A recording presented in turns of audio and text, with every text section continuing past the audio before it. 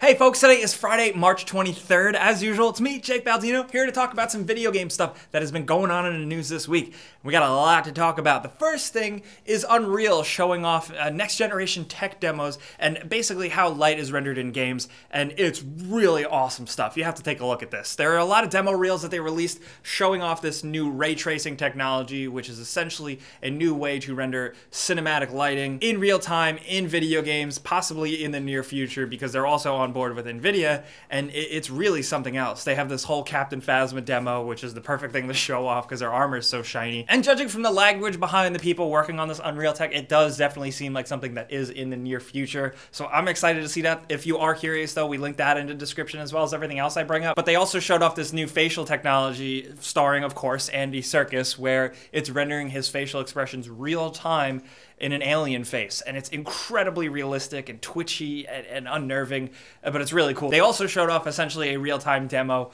of a human recreation, a completely all-digital human that is being portrayed by an actress behind the scenes, and it is really something else. It's still not 100%, I can tell it's CGI, but not by much. Now I'm gonna pose this question over to you. Do you think that's too much? Do you think we're going too far? Do you like to have a little bit more art to your games than realism? I don't know, let's talk. I think it's an interesting conversation worth having. But since we are on the topic of games and technology, PUBG Mobile has made its way to the United States. It was kind of a surprise release. First it rolled out in Canada and then the rest of North America. So that's available on iOS and Android if you're into it. And I fired it up and it's actually a pretty damn good port. It's basically PUBG straight up, but on a phone. It was worked on by a separate third-party company, so there are slight differences here and there, and of course, the control scheme is not perfect for mobile, but still, it's impressive. It's also been in the news recently because if you are playing it and you find yourself really good, apparently there's a bot system to kind of ease you into the game, so you're going to be matched with more bots. So if you're getting some easy kills,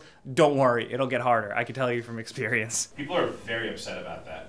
Are they really? People are mad about that? Very upset. Not only that, but since we are on the topic of taking impressive games and putting them on smaller platforms, the people behind Ark have announced that they are porting it to Nintendo Switch, and it looks okay. We don't have a lot to see so far, but from the stage presentation, it looks like it's very framey. I don't really know what people were expecting. I also don't know if that's the type of game I would want to play on Nintendo Switch, but I still appreciate the effort, and I like to see the technology in place. You know what I want to see on Nintendo Switch next?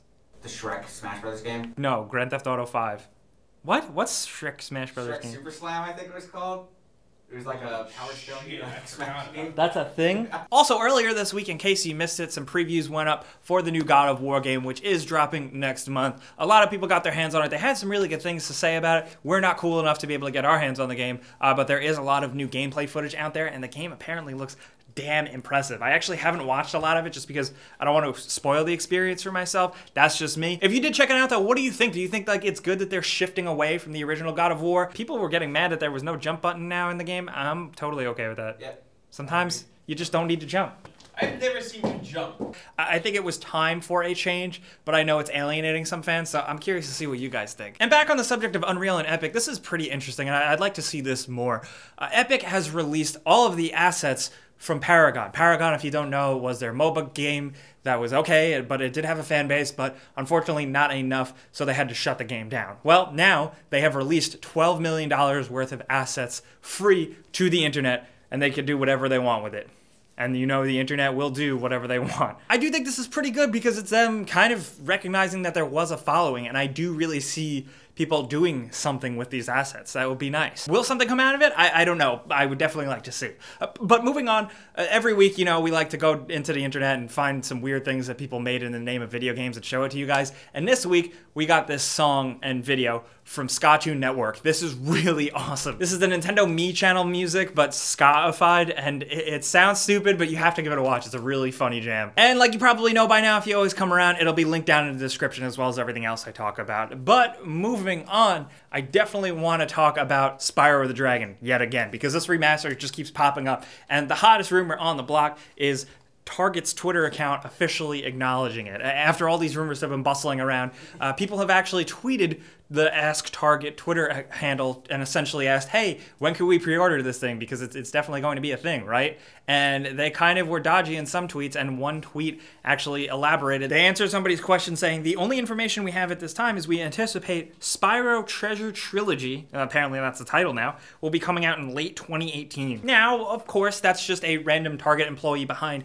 Twitter, but that sounds kind of, that lines up with the previous rumors in terms of lining up with the release. And the name makes sense, right? What would you call a Spyro remaster? Spyro: Dragon's Dogma. I don't know. But moving over to Nintendo, some quick things this week. They announced a Super Smash tournament that's going to be held at E3 2018. So that pretty much means that we're going to get a real good look at the new Super Smash Bros. Then. So that's something worth getting excited about. Also this week, they dropped their 2018 Nintendo Direct focused around indie titles for Nintendo Switch. And I do still think that the Nintendo Switch right now is one of the best platforms for indies besides PC. It's just a good platform for those things. And there's a lot of good things coming to Switch. And also, I thought this was a pretty cool conversation worth having.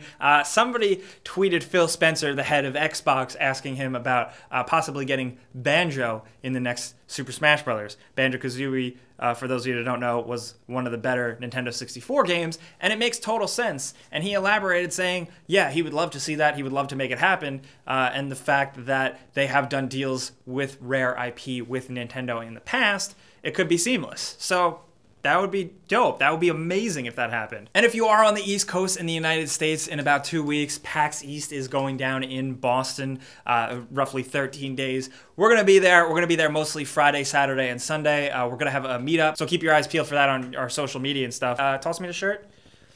We're going to start, this is a prototype Game Rank shirt, so if you want to get your hands on one of these are going to be like super limited. Very limited. We're just going to be passing them out to you guys, so come say hi. We got stickers too. We got stickers too. Yeah. They didn't show up yet, did they? Nah. Oh, I hope they didn't get lost in the snow. Also in some news that is a little corporate-y and boring, but it's still fascinating. It slipped by under the radar. Vivendi is out of Ubisoft. So Ubisoft, the last few years, has been fending off a hostile takeover, potentially by Vivendi, because they were a majority shareholder, but they have dipped and sold their shares. They were able to make like $2 billion, and now they're no longer associated with Ubisoft. So that's a thing. Ubisoft is fine now if you cared. It's just kind of interesting behind the scenes stuff. But not only that, now Tencent has swooped in, and Tencent owns that stake. So they are the mysterious shadow video game company that has infinite money and owns everything. And now they got a piece of Ubisoft. So if you like the inside baseball stuff, it's worth reading into. It's weird. And also, if you are hungry for more information, like all of us, Cyberpunk 2077, one of the heads of CD Projekt Red during an investor call, did give us little tiny bits and details. Still not really necessarily confirming multiplayer, but now talking about how you can definitely create a character and choose from classes and play that way. But interestingly enough, he also went on saying that their tech and their engine is also going to be prioritized for the next generation of consoles so they can scale to that. He said that they don't know about the next generation of consoles yet, it's speculation, but I do think it's interesting that already we're starting to see companies gear up for the next gen. Now, of course, Cyberpunk 2077 is definitely still seemingly going to release on PC, PS4, and Xbox One, but the fact that they're also thinking about porting it to the next generation is telling. I think to me personally, that also tells me if they are thinking about the next gen, that also says that Cyberpunk is still a ways off. Sorry, that's what I think. I don't think we're going to actually see that game until 2077. But maybe you think we'll see it sooner? I don't know. I want to hear what you think. But we're also doing a new video. There's a link, there's a form below to go sign up and submit clips for your best Fortnite moment. You've submitted glitches to us. We did a Fortnite glitches video, but now if you got some good kills or something awesome you did in the game, we definitely want to see that. Send it to us. The best clips, we will make a video and react to them. But now, of course, before we go, we got to do that giveaway we do every single week. You know how it works by now. There's a link in the description below. You click it, you sign up, you enter once, then you're entered for good. And then every single week, we go in to randomly choose one person to win a free console of their choice. And this week's lucky winner is going to be this person right here. Congratulations. Be sure to, do the usual. Check your inbox, check your spam box, because Tom is going to be getting in touch with you to figure out how we can send you your free stuff. But that's it for this week. It's been a very busy week, so I want to hear what you guys are thinking on some of these news stories. Do you think Banjo could actually show up in Super Smash? Do you think Banjo could actually show up in Super Smash? I would very much like to see that, but I don't know. Also, how do you feel about this new tech? Do you think that modern graphics cards are going to be able to render light and reflections like this anytime soon in a full video game. Are you the type of person, are you the type of ARC fan that you would play it on Nintendo Switch? I want to know. Also, God of War, do you think this new style of God of War, this kind of departure, is something you're going to want to play? Let's talk about anything down in the comments. I'll be down there talking to you guys. If you got anything else for me, you know where to find me by now. Twitter, Facebook, and Instagram at Jake Baldino. But as usual, thank you guys so much for coming around, watching us ramble on about video games every Friday. It's the best. Clicking the like button does help us out. We really appreciate it over here. But if you are new, you should subscribe because we put out stuff like this every single day. But as always, thank you for watching. I'm Jake Baldino. I'll see you guys next time. Pizza's on me.